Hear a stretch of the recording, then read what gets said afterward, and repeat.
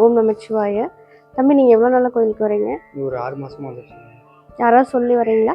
இல்லை, ஒரு ஆளு சித்தர் ஒருத்தர் வந்துருந்தாப்புல. வந்தேன். அவங்க வந்து இந்த மாதிரி நினைக்கி வந்துட்டுப்பா, நல்லதாக இருக்கும்.